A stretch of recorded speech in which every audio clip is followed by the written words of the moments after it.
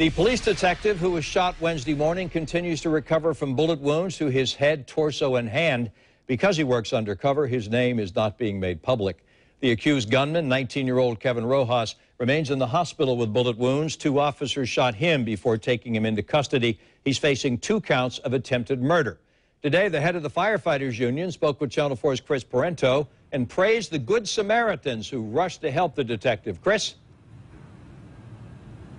He did, Tom, and one of the things that Randy Wise told me is that in situations like this, firefighters don't know what they're necessarily getting themselves into. They don't know when they're going to scenes like this whether or not there is still a gunman in the area. He says despite that, firefighters still get there as quickly as they can and do their best to save everybody's life. I do know in this instance that there were certain people there on the scene that were going to help treat the patient that didn't know he was a police officer, for the fact of I think now we know that he was not in uniform.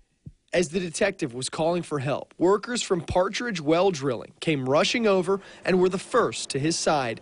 They tried to stop the bleeding and keep the detective comfortable.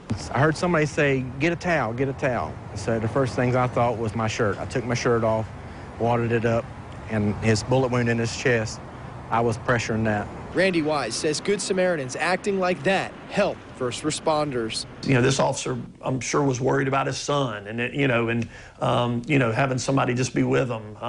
And God bless that officer. He's really, in a very vulnerable situation at that point.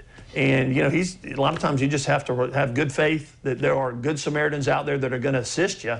Wise says that anytime firefighters respond to a situation like this, someone else in public service, it ramps up the intensity of the call. He says that adding to the stress of a call can be knowing that the person they're aiding has a child nearby that can see what's happening. You may even see one of the firefighters take that kid, make sure he's good, take him aside, maybe get him out of the view of what's going on. Wise says that just like firefighters put everything they can into treating the officer that was down, they put the same effort into saving Kevin Rojas. Wise says that's just part of the job they sign up for. He did say that some of the responders to the detective didn't realize at first that he was with JSO. Soon, they did. When you realize that it's a brother or sister, out there protecting the citizens with you, it does ramp it up a little bit. And again, our firefighters respond miraculously every day, and it makes it a little more difficult when you run into a situation like that.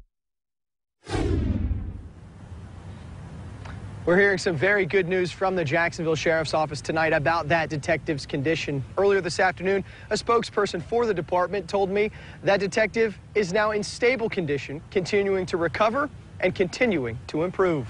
Live tonight, I'm Chris Parento, Channel 4, the local station.